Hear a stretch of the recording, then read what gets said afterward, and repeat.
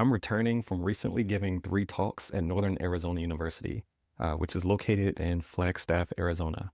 I had an opportunity to meet and speak with some of the undergraduates and the graduate students and give 3 different talks to 3 different groups. Interestingly, during my time there in April, it actually started snowing. I am not used to seeing snow in April. I even ran into this guy. That's right.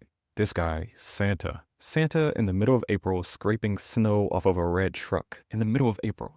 Okay, first, I just wanted to introduce that light topic before I jump into the actual topic of today's video. So today, I'm going to discuss alcohol use disorder, which is often just colloquially called alcohol addiction. But alcohol use disorder is the actual diagnosis. When people mention alcohol, they're largely describing intoxicating beverages such as beer, liquor, or wine. For their diagnosis to be considered an alcohol use disorder, they need to meet at least 2 of the symptoms of a substance use disorder as it relates to their alcohol consumption.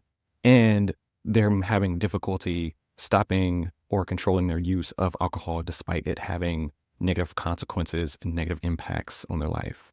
I'm a huge statistics guy and researcher. So just to jump straight into the numbers, 29 million people in the United States had an alcohol use disorder in 2023. Let that sink in. 29 million people. For even more context, that's 10% of the US population during the year of 2023.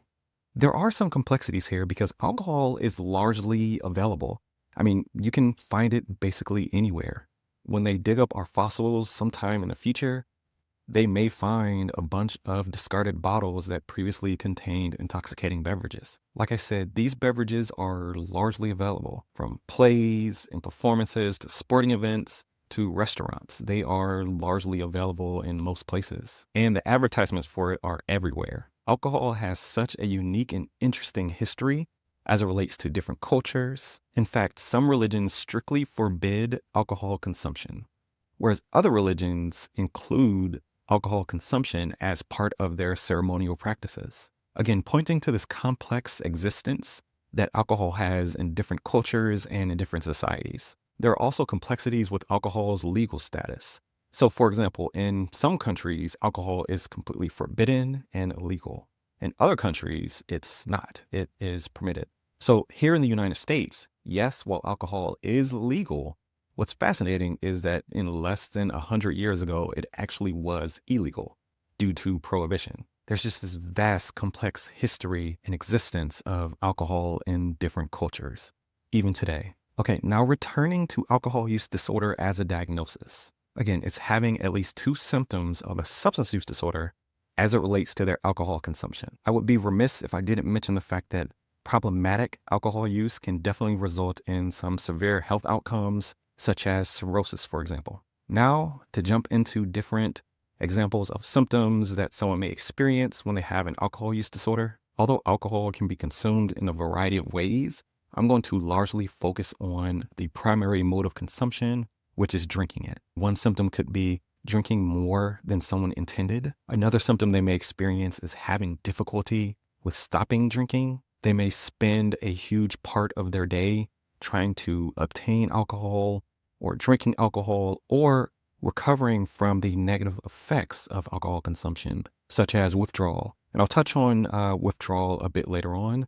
But another symptom that they may experience is finding that they have a strong urge or a strong craving to drink. Them consuming alcohol may impact their social, recreational, and occupational responsibilities. They may have interpersonal problems with their romantic partner or family members or friends related to their alcohol consumption. They may reduce their involvement in recreational activities or other activities that were once important and fun to them, such as, I don't know, their local flag football squad. Like they may reduce their involvement with their local flag football squad so that they can primarily focus on obtaining and consuming alcohol. They may decide to drink in situations where it's extremely hazardous to do so, such as DWI, driving while intoxicated, or driving under the influence, which can definitely have a severe impact on themselves. They may get into an accident, or they can harm someone else during that car accident. They may continue to drink, although they're experiencing negative physical and mental health symptoms related to their alcohol consumption. And so For physical consequences, it may be cirrhosis, or for mental health consequences, it may be them experiencing some depressive symptoms related to their alcohol use. And they may find that their tolerance is high. So instead of just one intoxicating beverage getting them to the point where they would usually be, now they're finding that they may have to drink 6 or 7 or 8 just to feel that effect that they used to feel in the past. So this concept of tolerance is another symptom that they may experience. And another symptom is withdrawal. Withdrawal is them experiencing a cluster of different physical and emotional and psychological symptoms that can be extremely negative and extremely impactful to their well-being overall. What's also concerning about alcohol withdrawal is that alcohol is one of the few substances in which the experience of withdrawal can be potentially fatal. Another example of substances in which withdrawal can be fatal are benzodiazepines. But back to alcohol withdrawal. So alcohol withdrawal definitely should be treated in a clinical setting because alcohol withdrawal does indeed present the risk of being fatal, especially if someone has an extremely severe alcohol use disorder. If someone is experiencing alcohol withdrawal, it is extremely important for them to seek clinical care. There are different services that are available, such as detoxification services or residential services or outpatient services, where clinicians can provide medications and other supports that can reduce the risk and harms and severity of alcohol-related withdrawal.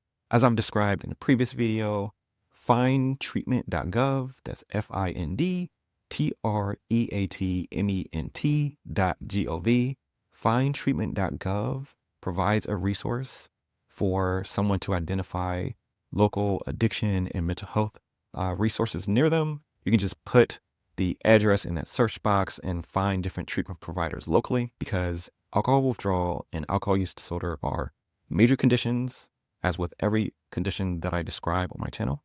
So with that, I want to say thank you for watching this video about alcohol use disorder, which again is often colloquially just called alcohol addiction.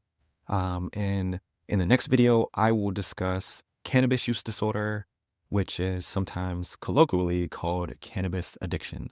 Thank you all so much, and I hope to see you on the next one. Thank you.